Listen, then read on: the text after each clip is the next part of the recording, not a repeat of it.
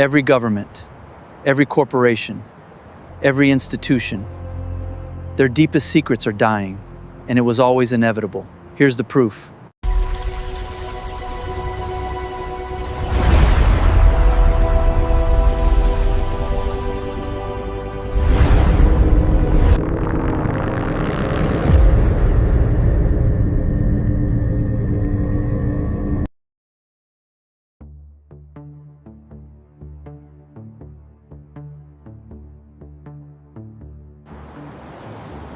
In 2006, a website launched that began publishing classified government documents. In 2013, a contractor walked out of a secure facility with proof that everyone was being watched.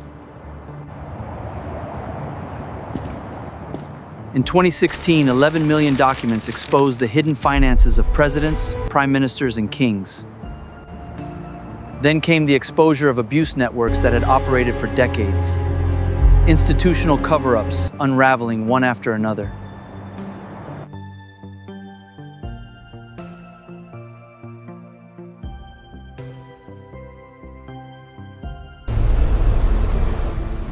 Each of these felt like a separate story. A leak, a scandal, a whistleblower.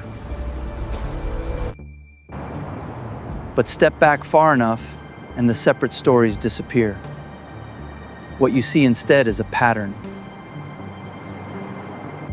A single, accelerating process. Secrets are dying, all of them, everywhere, at once. And here's what almost nobody is asking. Why now? Why all at once? Is this random, or was it inevitable?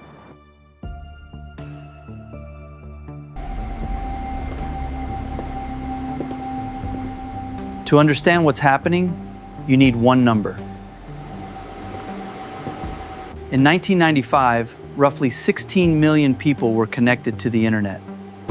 Today, it's more than 5 billion.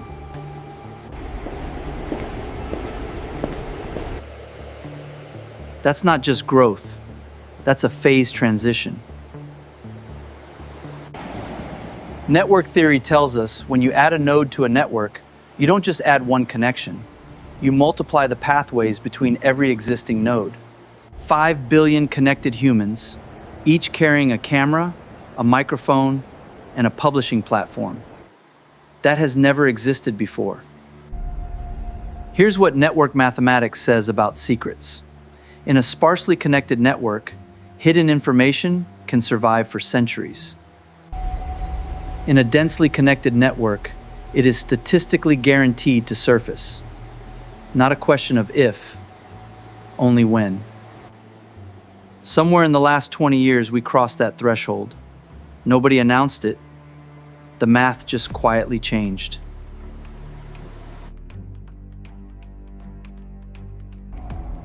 There's a deeper principle at work.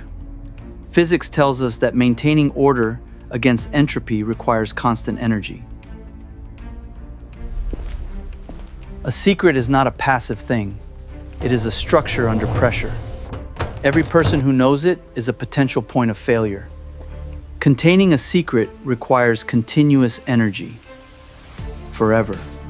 But exposing a secret now requires almost nothing. One conscience, one click, one algorithm sweeping through 1 billion documents. The cost of hiding keeps rising. The cost of revealing keeps falling. When those two lines crossed, the age of secrets was over.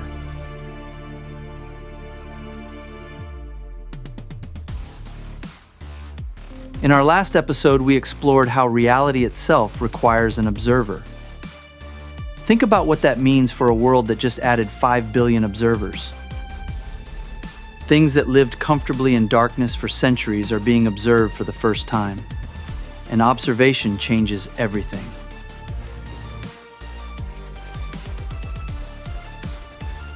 Now here's where it gets strange.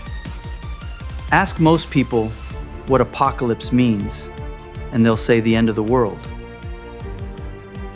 But that's not what the word means. The Greek word apocalypsis means literally the unveiling, the lifting of the veil. The book of Revelation is not titled the destruction. It is titled the unveiling. They weren't describing the end of the world, they were describing the end of hiddenness. The Gospel of Luke states it plainly. Nothing is hidden that will not be made manifest, nor is anything secret that will not come to light. Not a warning, not a threat, a description of how reality behaves.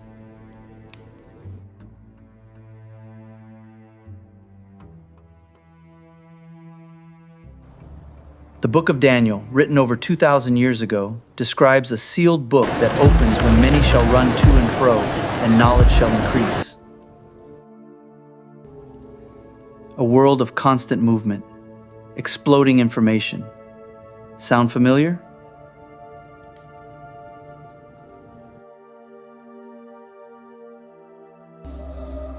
Half a world away in a completely unconnected tradition, Hindu cosmology describes our current age as the Kali Yuga, the age of darkness, conflict, and deception, an age where things are not what they appear to be. But the Kali Yuga is not the end of the story. It is followed by the Satya Yuga, and Satya is a word worth sitting with. Satya doesn't just mean honesty. It means that which is real. Truth is not a moral preference.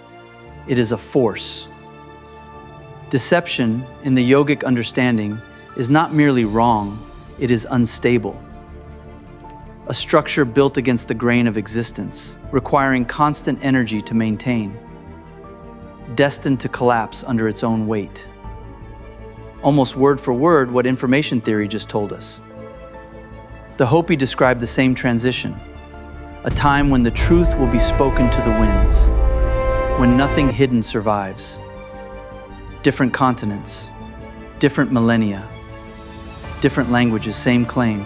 An age of concealment ends, an age of truth begins. So here is where we are. The mathematics of networks says that past a certain density, secrets become statistically impossible to keep. Information theory says deception requires ever increase while exposure costs ever less. And we have just lived through 20 years of the most powerful institutions on earth watching their deepest secrets surface, faster and faster. The ancient texts didn't just predict this, they named the era, the unveiling, the age of truth, the lifting of the veil.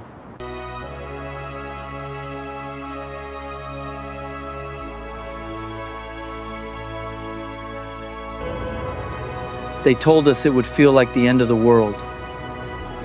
Because for everything built on secrecy, it is. Which leaves us with the real question. If the unveiling is inevitable, what happens to a civilization built on secrets? What collapses? What survives? And what gets built in the light? That's where we're going next.